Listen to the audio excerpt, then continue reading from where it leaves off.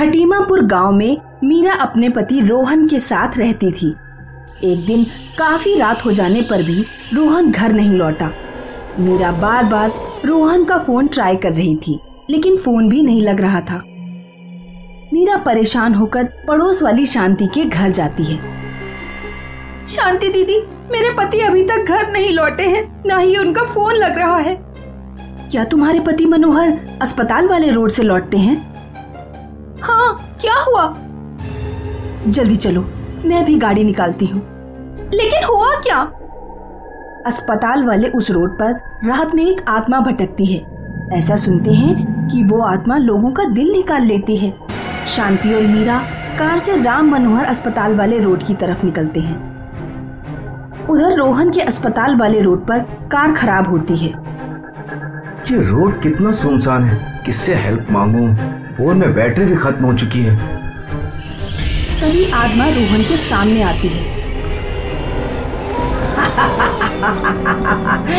तेरी गाड़ी मैंने खराब की है, अब मैं तेरा दिल निकालूंगी। रोहन डर से बेहोश हो जाता है। आत्मा रोहन के सीने में हाथ डालकर रोहन का दिल निकालने ही वाली होती है कि तभी मीरा और शांति कार से वहां पहुंच जाते हैं। शांति चुड़ैल पर गंगा जल छिड़क देती है। आ जा रही हूँ, लेकिन जैसे ही मौका मिलेगा वापस आऊंगी। ऐसा कहकर आत्मा वहां से चली जाती है। मीरा रोहन के मुंह पर पानी के छींटे मारती है। रोहन को होश आ जाता है। तीनों लोग घर पहुंचते हैं। दीदी, वो आत्मा लोगों का दिल क्यों निकालती है? 8 साल पहले की बात है। मनोहर अस्पताल वाले रोड पर एक नवविवाहित जोड़े का एक्सीडेंट हो गया था। लड़की किसी तरह लड़के को अस्पताल लेकर पहुंची। लड़का जिंदा था, लेकिन डॉक्टर्स ने चालाकी कर ली। डॉक्टर्स ने लड़के को मृत घोषित कर दिया और लड़के का दिल निकालकर अंग तस्करों को बेच दिया। लड़की ने अस्पताल वालों पर केस किया, लेकिन केस हार गई। अपने पति को खोने और न्याय न मिल पाने के कारण लड़की ने आत्महत्या कर ली। तब से उसकी आत्मा उस अस्पताल वाले रोड पर भटकती है। वो अस्पताल की 2 डॉक्टर्स को मार चुकी है, 3 अभी बाकी हैं। उन तीनों ने अपने घर पर तांत्रिकों का पहरा लगवा रखा है। अब जो भी उस अस्पताल वाली रोड पर फंस जाता है, आत्मा उसका दिल निकाल लेती है।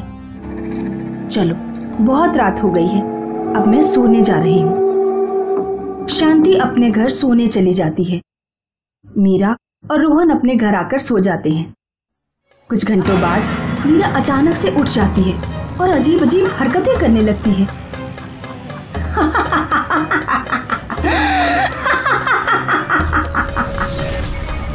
रोहन घबराकर उठ बैठता है। मीरा, ये क्या कर रही हो? क्या हो गया है तुम्हें? मीरा टेबल पर पड़ा चाकू उठाती है और रोहन पर हमला करने के लिए दौड़ती है। तू उस समय तो मुझसे बच गया, लेकिन अब नहीं बचेगा।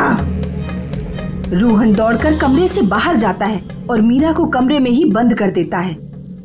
मीरा अंदर कमरे में भयानक तरीके से चिल्लाती है। रोहन शांति का दरवाजा खटखटाता है। शांति दरवाजा खोलती है। शांति दीदी, मीरा को अचानक पता नहीं क्या हो गया, वो मेरे ऊपर हमला कर रही है। लगता है वो अस्पताल वाले रोड की आत्मा मीरा के शरीर में घुस गई है। मैं अभी फोन करके तांत्रिक को बुलाती हूँ। शांति फोन करती है और तांत्रिक को बुलाती है। कुछ देर बाद तांत्रिक आता है और दरवाजा खोलता है। कौन है तू और इन लोगों को क्यों सता रही है?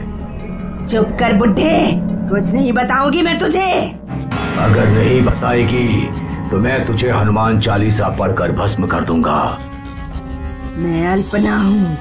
उन डॉक्टर्स ने मुझसे मेरे पति को छीन लिया। हम दोनों एक दूसरे से बहुत प्यार करते थे।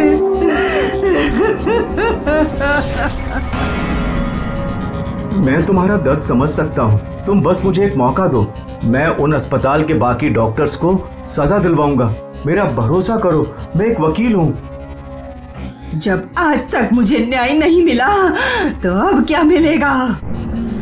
प्लीज मुझे एक मौका दो खुद को साबित करने का और मेरी पत्नी को छोड़ दो। ठीक है, मैं तुम्हें एक मौका देती हूँ। अगर उन डॉक्टर्स को तुम सजा नहीं दिलवा पाए तो मैं वापस आऊंगी। इतना कहकर आत्मा मीरा के शरीर को छोड़ देती है। रोहन अस्पताल के डॉक्टर के खिलाफ केस लड़ता है और तीनों डॉक्टर्स को फांसी की सजा दिलवाता है। तब आत्मा हमेशा हमेशा के लिए गायब हो जाती है। मीरगंज में आज मेघना की शादी थी। मेघना के पिताजी सेठ रायचंद बहुत डरे हुए थे। रायचंद के दोस्त राघव गुप्ता रायचंद के घर पहुंचते हैं।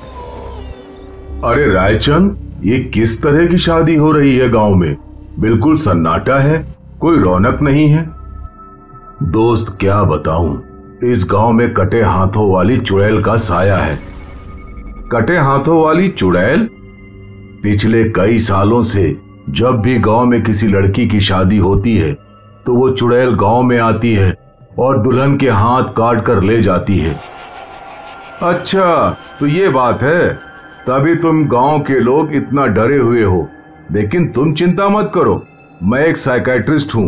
मैं भूतों के बहुत से केस हैंडल कर चुका हूँ। तभी अचानक से मेघना दौड़ते हुए आती है। क्या हुआ बेटी, इतनी घबराई हुई क्यों हो? पापा जल्दी चलिए, चुड़ैल अपने पैरों से हमारे टॉमी का गला घोट रही है। रायचंद, मिस्टर गुप्ता और मेघना दौड़कर जाते हैं। तब तक चुड़ैल टॉमी को मारकर जा चुकी होती है। तीनों बहुत दूर एक घर में चुड़ैल को घुसते हुए देखते हैं। यहाँ चुड़ैल की एक झलक दिखाई देती है। रायचंद और गुप्ता चुड़ैल का पीछा करते हुए उस घर में पहुंचते हैं, लेकिन चुड़ैल उस घर के सारे लोगों को भी मार चुकी होती है। घर की फर्श पर सारे लोगों की लाशें पड़ी होती हैं। कटे हाथों वाली चुड़ैल रायचंद्र और गुप्ता के सामने आती है। आओ मीरचंद के जालिमों, इस गांव में जिस लड़की की भी शादी होगी उसे अपने हाथों की बलि देनी पड़ेगी। आज तुम्हारी लड़की की बारी है रायचंद्र। लेकिन क्यों? तभी अचानक चुड़ैल गायब हो जाती है और बाहर से मेघना के चीखने की आवाज आती है। पापा बचाओ, बचाओ! रायचंद्र और गुप्ता बाहर भागते हैं। जब तक वे दोनों मेघना के पास पहुंचते हैं, चुड़ैल मेघना के दोनों हाथ काटकर ले जा चुकी होती है। रायचंद्र रोने लगता है। मेरी बेटी, वो जालिम चुड़ैल मेरी बेटी के दोनों हाथ ले गई। कोई गांव वाला बचाने नहीं आया। भगवान, ये तूने क्या किया? तभी गुप्ता की नजर धरती पर पड़े एक फटे हुए कपड़े पर पड़ती है। रायचंद, रोना बंद करो। ये देखो, चुड़ैल की साड़ी का कपड़ा लगता है। ये किसी चीज से फंसकर फट गया है। तो अगर किसी चुड़ैल के कपड़े में हनुमान की मूर्ति लपेट कर रख दो तो उसे अपने काबू में किया जा सकता है। तुम अपने घर से एक हनुमान की छोटी मूर्ति ले आओ, हो सकता है तुम्हारी बेटी के हाथ वापस मिल जाए। मिस्टर गुप्ता चुड़ैल के कपड़े में जैसे ही हनुमान की मूर्ति लपेटते हैं, वैसे ही चुड़ैल की रो रोकर चिल्लाने की आवाज आने लगती है।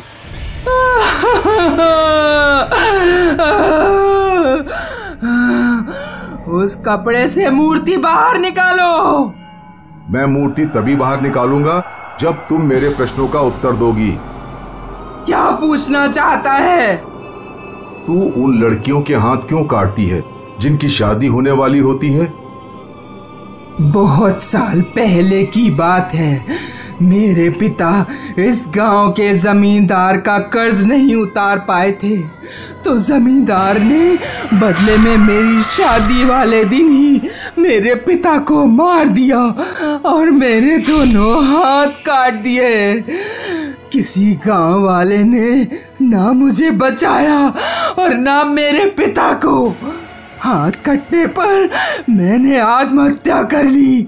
तब से मैं इस गांव के लोगों से बदला ले रही हूँ। तुम्हारे साथ जो भी हुआ हमें उसका बहुत अफसोस है। हम गांव वाले उस जमींदार को फांसी की सजा दिलवाएंगे, लेकिन तुम इन निर्दोष लोगों को सताना बंद करो। किसी ने तुम्हारे साथ गलत किया तो क्या तुम भी दूसरों के साथ गलत करोगी? इस तरह तो यह दुनिया नरक बन जाएगी। गुप्ता की बात सुनकर चुड़ैल थोड़ी नर्म पड़ जाती है। मैं सभी गांव वालों की तरफ से माफी मांगता हूँ, मेरी बेटी के हाथ लौटा दो। चुड़ैल रायचंद्र की बेटी के कटे हुए हाथ ठीक कर देती है। गांव वाले मिलकर गांव के जमींदार को फांसी की सजा दिलवाते हैं। फिर चुड़ैल हमेशा के लिए गांव छोड़कर चली जाती है।